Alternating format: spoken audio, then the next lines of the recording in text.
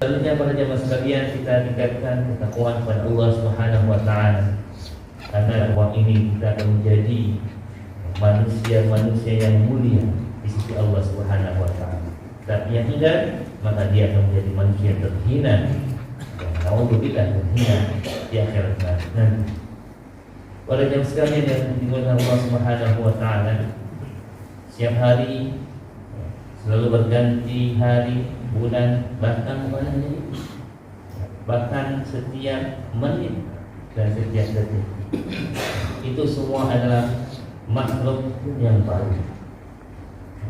Kita masih berada di awal tahun Masehi ini, tapi marilah sedikit kita merefleksikan kembali, mentadaburi firman Allah Subhanahu wa taala dalam Quran, khususnya surat Al-Asr.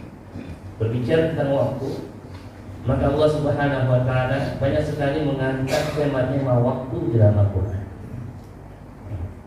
Bahkan selain banyak mengangkat tema tentang waktu, baik itu azab itu diturunkannya kapan, biasanya terkadang pada waktu malam hari atau mendekati subuh, atau pada waktu duha yang ketika banyak orang-orang lalai.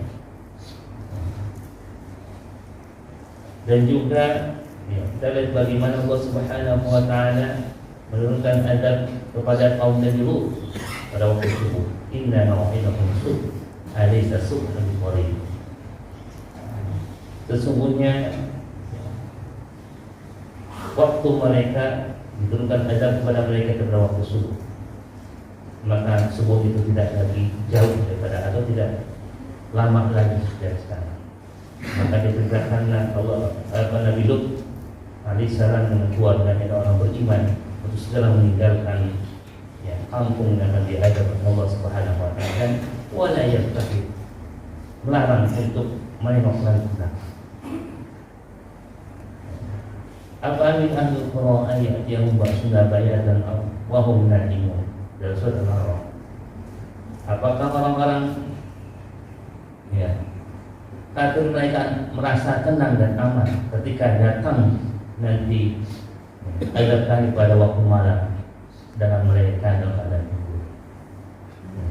Apa min ahlul qura ayat yang ba'suna duhan wa hum yal'abun. Dan apakah mereka juga akan merasa aman dan tenang ketika nanti azab kami turun pada waktu duha, dan mereka dalam bersendang gurau dan sebagainya. Pada jam sekali dengan Allah Subhanahu wa taala, di sisi lain juga Allah Subhanahu wa taala bersumpah dengan waktu. Ada wal fajr, dan waktu fajar, waktu duha, waktu duha, wal lail, ini waktu malam dan sebagainya. Dan terutama yang Allah Subhanahu wa taala ringkas dalam surat Al-Asr, wal asr, demi masa. Para mufassir atau ahli tafsir, ketika Allah Subhanahu wa taala mengangkat suatu nama dalam Al-Quran, pasti nama tersebut ada rahasia. Terlebih lagi sering disebut-sebut. Terlebih lagi Allah Subhanahu wa taala bersumpah dengan nama tersebut. Oleh karena itu, waktu ini menjadi suatu rahasia Allah Subhanahu wa taala yang wajib kita paham. Pada jam sekalian yang berkata Allah Subhanahu wa taala dalam surah Al-Asr ini, wal 'asr innal insana lafi khusr illa alladziina aamanu wa 'amilus shalihati wa tawassaw bil haqq wa tawassaw bis sabr. Yang pertama harus kita pahami adalah tentang hakikat atau makna waktu itu sendiri. Ketika Allah Subhanahu wa taala bersumpah dengan itu, dan yang kedua, ayat keduanya Allah Subhanahu wa taala menegaskan dalam kaidah bahasa Arab, Allah memberikan dua kata penegasan di dalam. Jadi benar-benar manusia dalam kerugian karena mereka tidak paham waktu itu apa. Maka banyak golongan manusia, mungkin tidak banyak bisa melihat, yang menjadikan waktu mereka menilai tidak lebih daripada harus bernilai materi. Pepatah yang kita sudah hafal semua, time is money. waktu dia adalah lain dengan uang. Maka dia selalu berusaha segala waktu yang dihabiskan harus menghasilkan uang atau materi yang lain. Dihabiskan semua, apapun itu. Saya terpikir itu. Dan apapun yang kepentingannya ini, tujuannya tidak lain dalam materi atau metabolisme. Sedikit yang lebih bagus mungkin kalau kata Arab, ada waktu asman dan tahap, waktu lebih berharga atau lebih mahal daripada emas. Mungkin bisa disejajarkan dengan kedudukan yang tinggi, jabatan, kekuasaan. Maka dengan itu manusia berusaha mengejar jabatan dan berusaha untuk berkuasa. Nah, dengan kekuasaan itu mereka bisa mengambil apapun yang bisa lakukan. Bersyukur kalau yang berkuasa itu adalah orang saleh, orang yang beriman. Tapi bagaimana kalau yang berkuasa itu orang-orang zalim, otoriter, diktator dan sebagainya, yang sejarah sudah banyak mencatat. Pada kesempatan sekali yang benar Allah Subhanahu wa Ta'ala. Jadi Pak Ta'ala mengatakan seperti itu. Jadi banyak orang yang menghabiskan bukan hanya waktunya saja, bahkan harta yang lain. Dia berusaha untuk bagaimana bisa berkuasa. Apapun maksudnya. Dalam kondisi ini ada sebagainya. Karena itu kita sebagai orang yang beriman mungkin bisa merenungkan apa yang dikatakan oleh Amirul Mukminin Umar bin Khattab radhiyallahu anhu. Dia katakan al-waqtu as-sayf illa qatahu qata'an. Waktu adalah fulan. Jika engkau tidak memotongnya, kau sendiri akan terpotong ataupun terpotong. Maksudnya apa?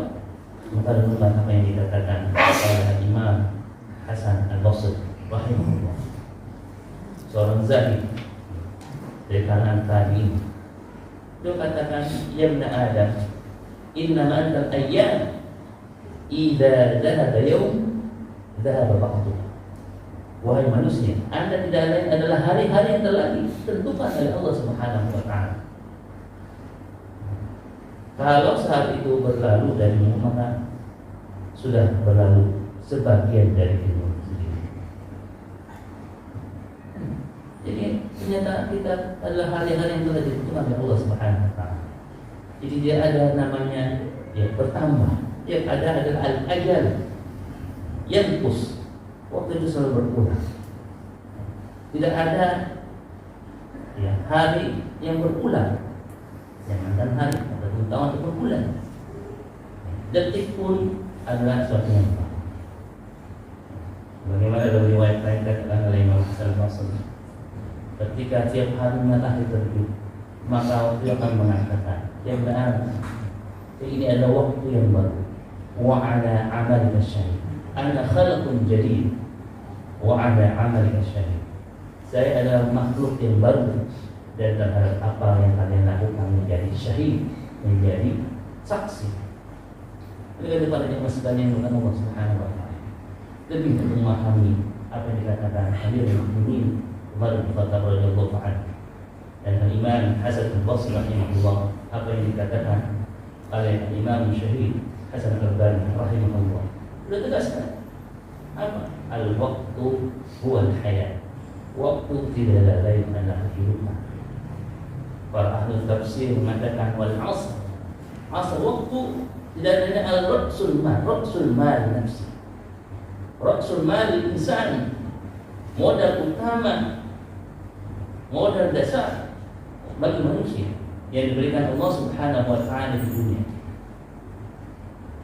Ini ternyata waktu dari kehidupan. Dan manusia tidak akan tidak akan paham kehidupannya, tidak akan paham waktunya melainkan ketika dia hidup. Dan ketika waktunya habis, ajalnya habis, maka dia akan memahami. Oleh karena itu di dalam Al-Quran banyak sekali ketika Allah sampaikan atau menceritakan tentang keadaan orang-orang yang ketika berada di dunia, yang sudah berada di alam barzakh.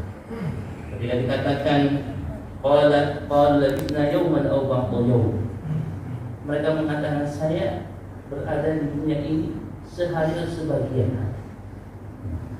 Qala inna bikum illa qalil, katakan kepada mereka bahwasanya kalian hidup di dunia hanya sedikit saja. Ya. Kemudian juga ada di dalam surat Yunus, oleh kekasih wa yawma yahsyuruhum ka'an lam yalbasu illa sa'atan min an-nahar yata'arafuna bainahum qad khasira alladziina kadzdzabu bi liqa'illahi wa ma kanu muhtadin. Dan ingatlah pada hari mahsyar ketika Allah Subhanahu wa taala mengumpulkan semua manusia dan mereka merasa seakan-akan tidak pernah berada di dunia itu melainkan hanya sesaat saja pada waktu siang hari, pada waktu siang hari, bukan sehari pun. Ini yang terasa. Nyata kehidupan dunia tidak lebih baik daripada sesaat pada waktu siang hari. Para jamaah sekalian dengan Allah Subhanahu wa taala. Oleh karena itu, pada saat ketika Allah Subhanahu wa taala katakan banyak manusia itu merugi karena mereka semua tidak paham waktu diberikan mereka kehidupan, apa tujuan kehidupan kita yang Allah ingin. Ad-Dariyat Allah jelaskan dalam surat Ad-Dariyat, wa ma khalaqtul jinna wal insa illa liya'budun. Tidaklah menciptakan jin dan manusia melainkan hanya untuk beribadah kepada kita. Jadi waktu dan kehidupan yang hanya kita dedikasikan untuk ibadah kepada Allah Subhanahu wa taala. Ibadah dalam makna luas, bukan hanya sekedar salat, puasa dan sebagainya. Menuntut ilmu, tidak beribadah. Bagaimana berdiri ibadah? Mencari nafkah, bagaimana menjadi ibadah? Termasuk pun ketika diberikan amanah untuk mengurusi urusan umat ataupun rakyat, menjadi pejabat dan sebagainya, harus beriman ibadah. Ini salah satu wasiatnya seorang mukmin yang sejati. Pada zaman sekarang bukan Allah Subhanahu wa taala. Oleh karena itu diingatkan pada akhir mereka yang tidak akan merugi di ayat terakhir ini, yang patut berusaha kita selalu wujudkan dalam diri kita dari ladina amanu wa amilus shalihat. Kecuali bagi mereka yang beriman dan beramal saleh akan terhindar daripada kerugian. Karena hanya orang yang beriman dan beramal saleh dia paham waktu tidak ada kehidupan yang didedikasikan untuk hanya beribadah kepada Allah Subhanahu wa taala. Makanya tidak akan disebutkan dia beriman, melainkan dia harus membuktikan dengan amal saleh. Dan tidak bisa kita sebutkan itu sebagai amal saleh, melainkan dia dengan syarat dengan iman. Orang-orang manusia tidak bisa kita tetapkan sebagai amal saleh walaupun mereka menginfakkan seluruh harta sebelum dia beriman kepada Allah Subhanahu wa taala. Begitu semua. Para yang sekalian dengan Allah Subhanahu wa taala dan amal ibadah ataupun amal saleh yang menjadi atau yang lebih dicintai dan disebutkan lebih konkret dari ayat ini, yang mungkin menjadi suatu tanbih, warning untuk selalu diingatkan kepada orang beriman, itu adalah wa tawassaw bil haqq, saling mewasiatkan, mengingatkan, menasihati dengan kebenaran. Apapun kebenaran. Pertama kebenaran al-iman, at-taqwa, wa ta'atillahi wa rasul. Bertakwa dan bertaat kepada Allah dan Rasulnya, dan apapun yang berkaitan dengan itu semua. Ketaatan dalam segala menjalankan dalam rangka keimanan, ketaatan kepada Allah Subhanahu wa taala dan Rasulnya. Dan ketaatan dalam menegakkan segala kebenaran. Walau kana murra, walaupun itu pahit.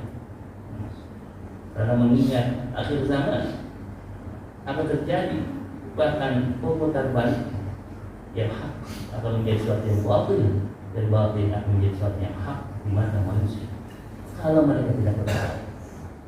Dan amal saleh yang dicintai Allah Subhanahu wa taala, tawassaw bis sabr, saling menasihati dalam kesabaran dalam menegakkan keimanan, ketakwaan kepada Allah dan menjalankan segala yang hak.